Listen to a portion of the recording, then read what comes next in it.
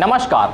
बात अगर सियासी गलियारों की हो या अखबार की सुर्खियों की, सन 1983 से लेकर वर्तमान वर्ष 2023 तक एक विवाद जो कई बार कभी चुनाव आयोग तो कभी संसदीय समिति तो कभी लॉ कमीशन के जरिए से चर्चा और वाद विवाद का विषय बनता आया है।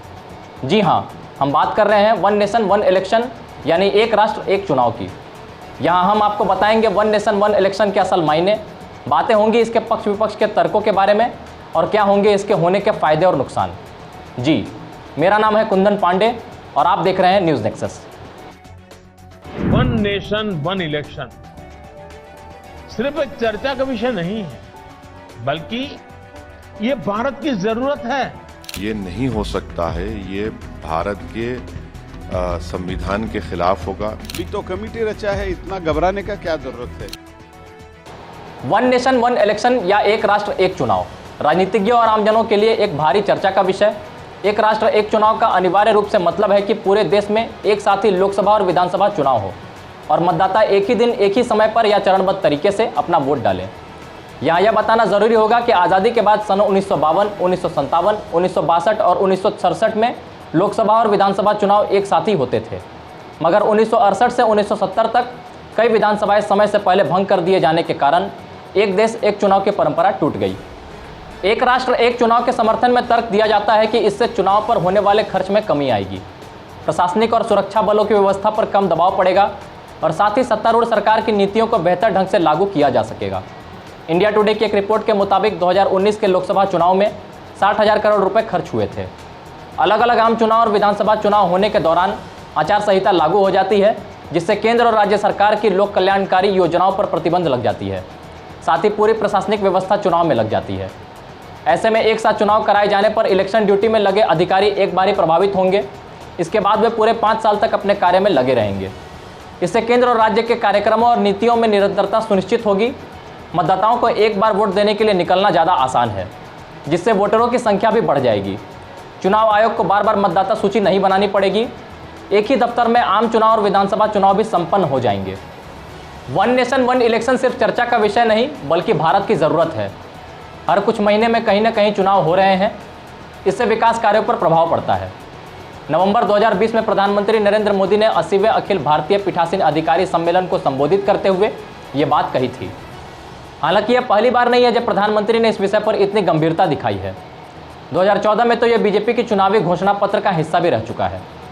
एनडीटीवी की रिपोर्ट के मुताबिक बीजेपी के चुनावी घोषणा पत्र के पृष्ठ संख्या 14 में लिखा गया था, बीजेपी अपराधियों को खत्म करने के लिए चुनाव सुधार शुरू करने के लिए प्रतिबद्ध है। बीजेपी अन्य दलों के साथ परामर्श के माध्यम से विधानसभा और लोकसभा चुनाव एक साथ कराने की पद्धति विकसित करने की कोशिश करेगी। 2016 में प्रधानमंत्री ने अपने भाषण में वन नेशन वन इलेक्शन की बात कही भी थी। 2017 में नीति आयोग ने अपनी सिफारिश दी कि एक ही चुनाव होना चाहिए।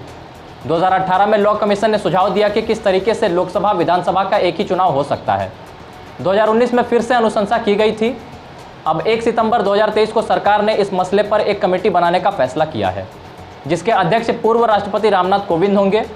ये कमेटी इस मसले पर सभी स्टेक होल्डर से राय लेकर रिपोर्ट तैयार करेगी। एक देश एक चुनाव के पक्ष में एक तर्क यह भी है कि इससे काले धन और भ्रष्टाचार पर रोक लगने में मदद मिलेगी।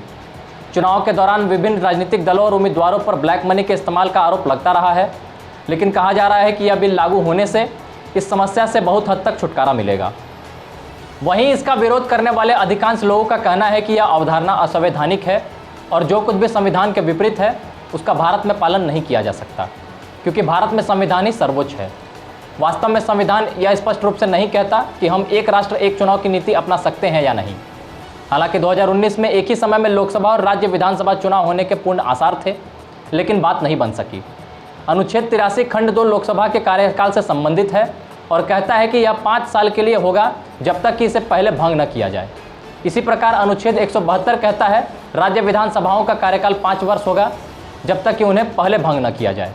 तथापि इसके अलावा चूंकि भारत एक मजबूत केंद्र सरकार वाला एक संघीय देश है, इसलिए कुछ नेताओं का कहना है कि एक राष्ट्र एक चुनाव संघीय ढांचे का उल्लंघन है। दरअसल समस्या कानूनी और राजनीतिक पहलुओं का मिश्रण है। चुनाव कराने के लिए संविधान में संशोधन की आवश्यकता होगी और इसके लिए दोनों सदनों के समर्थन की आवश्यकता है।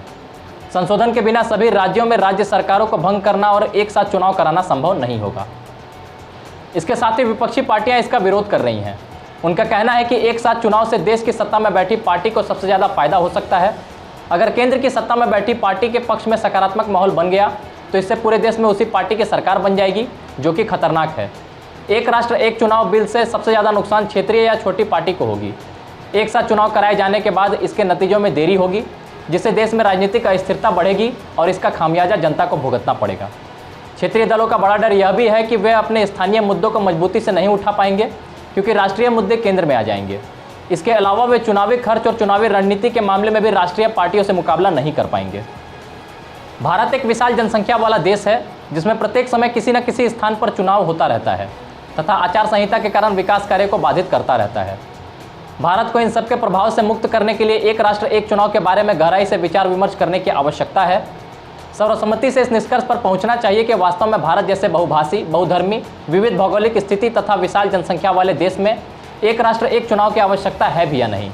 सरकार को चाहिए कि इस मुद्दे पर सभी चुनावी संस्थाओं, राजनीतिक दलों तथा विशेषज्ञों के साथ मिलकर इस विषय पर विचार विमर्श करें तथा राष्ट्रहित में समर्पित फैसले का चयन करें। इस विश्लेषण पर हमारे साथ बने रहने के लिए धन्यवाद। हम आगे भी आपके बीच इस तरह के गंभीर और अहम मुद्दों को लेकर आते रहेंगे। जुड़े रहिए हमारे साथ और देखते रहिए न्यूज़ नेक्सस।